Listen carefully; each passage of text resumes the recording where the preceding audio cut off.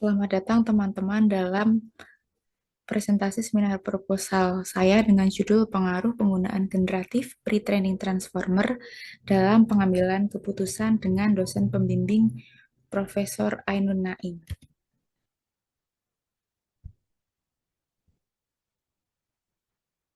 Perkembangan kecerdasan buatan atau AI dengan model bahasa besar atau Large Language Model atau LLM seperti ChatGPT telah mempengaruhi banyak sektor, termasuk pendidikan, kesehatan, ekonomi, hingga hukum pidana.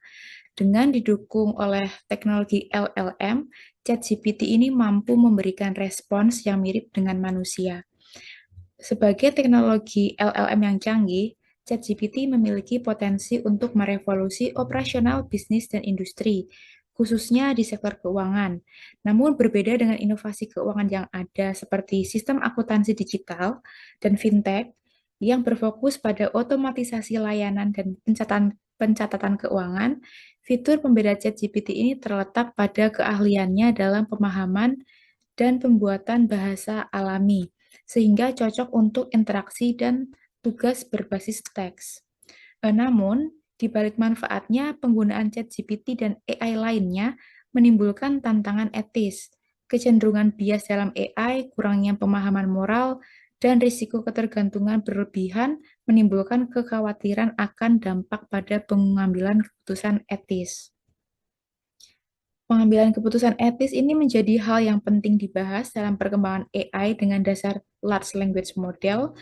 AI tidak memiliki pemahaman moral atau kesadaran seperti manusia, karena sistem AI beroperasi berdasarkan algoritma dan data yang diprogram ke dalamnya tanpa pemahaman intrinsik tentang etika atau moralitas. Sementara itu, pengambilan keputusan memerlukan pertimbangan implikasi moral dan konsekuensi potensi dari tindakan dan upaya untuk membuat pilihan selaras dengan norma dan standar etika. Nah, oleh karena itu, penalaran moral penting dalam penggunaan ChatGPT, terutama ketika dihadapkan pada dilema etis. Nantinya penalaran moral ini akan menjadi filter untuk memikirkan respons dari ChatGPT atau saran dari ChatGPT. Penelitian ini bertujuan mengeksplorasi dampak penalaran moral yang dipengaruhi atau tidak oleh ChatGPT dalam pengambilan keputusan etis oleh mahasiswa akuntansi sebagai calon profesional. Melalui desain eksperimen 2x2, penelitian ini akan membandingkan pengaruh penalaran moral individu dalam membuat keputusan etis dengan bantuan ChatGPT atau tanpa bantuan ChatGPT.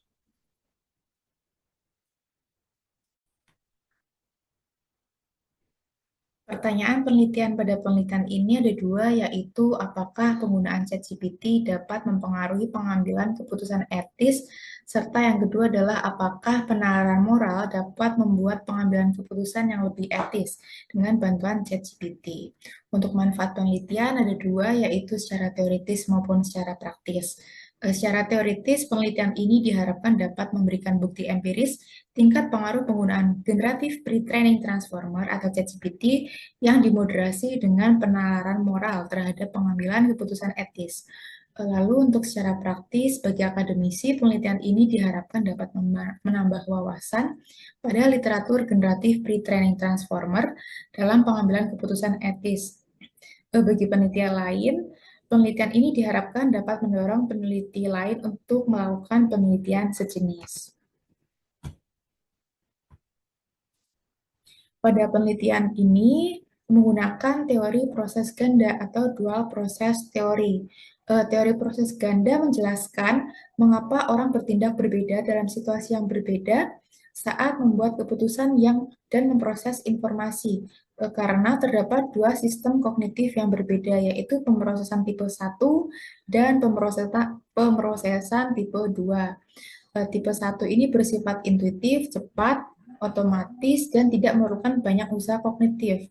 Untuk tipe 2 ini bersifat analitis, lebih lambat, terkontrol, dan memerlukan usaha kognitif yang lebih besar. Untuk modal penelitian, teman-teman dapat melihat di gambar sebelah kanan. Lalu untuk hipotesis yang digunakan dalam penelitian ini ada dua.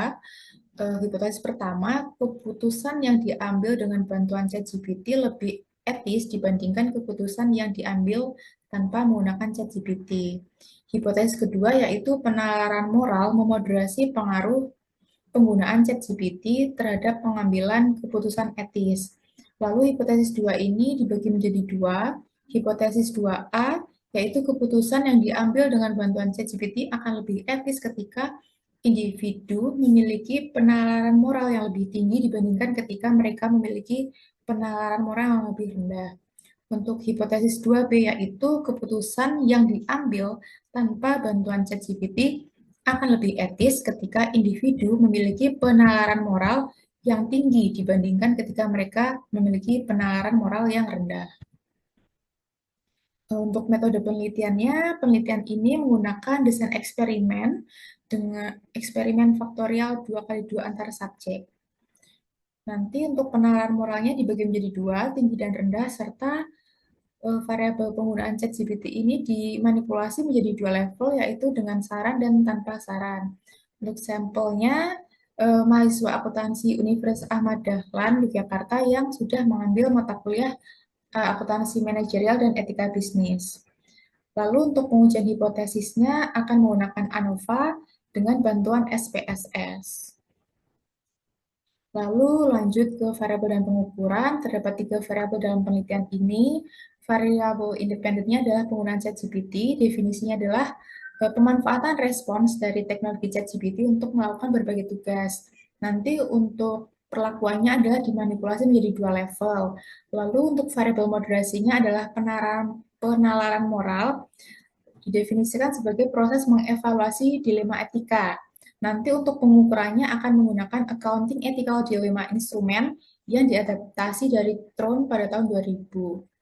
Dan variabel dependennya adalah pengambilan keputusan etis yang didefinisikan sebagai proses mengevaluasi dan memilih di antara berbagai alternatif yang sejalan dengan prinsip-prinsip dan nilai etika. Untuk pengukurannya nanti menggunakan skenario pengambilan keputusan etis yang diadaptasi dari Harrison dan Harrell tahun 93. Untuk prosedur penelitian nanti ada 4, yaitu uji pilot, lalu pelaksanaan eksperimen, setelahnya adalah cek manipulasi, dan taklimat atau debriefing. Untuk pelaksanaannya nanti ada tahap 1 dan tahap 2. Tahap pertama, responden akan diberitahu tentang peraturan selama kegiatan eksperimen berlangsung. Setelah itu, responden akan mengisi pernyataan persetujuan mengikuti eksperimen. Lalu setelah itu, responden akan mengisi data demografi. Selanjutnya dilanjutkan dengan pengerjaan tugas. Nah, pengerjaan tugas nanti ada dua. Yang pertama, mereka akan menilai tingkat seberapa penting 12 item ini dipertimbangkan dalam suatu dilema etika. Nanti penilaiannya itu skala 1 sampai 5. Setelah itu yang kedua, peserta atau partisipan diminta untuk memilih dan memberi peringkat 1 sampai 4 di antara 4 pertimbangan yang mereka anggap paling penting dalam menyelesaikan dilema etis. Lalu untuk tahap 2-nya, responden nanti ditempatkan dalam satu dari 4 kelompok yang ada. Lalu penentuan kelompok ini nanti didasarkan pada metode matching dan randomisasi. Setelah itu partisipan diminta untuk memutuskan apakah akan melanjutkan atau menghentikan 4 proyek, yaitu proyek A, B, dan C yang telah berjalan berdasarkan informasi keuangan yang diberikan. Lalu dilanjutkan dengan cek manipulasi dan debriefing. Sekian presentasi dari saya. Terima kasih.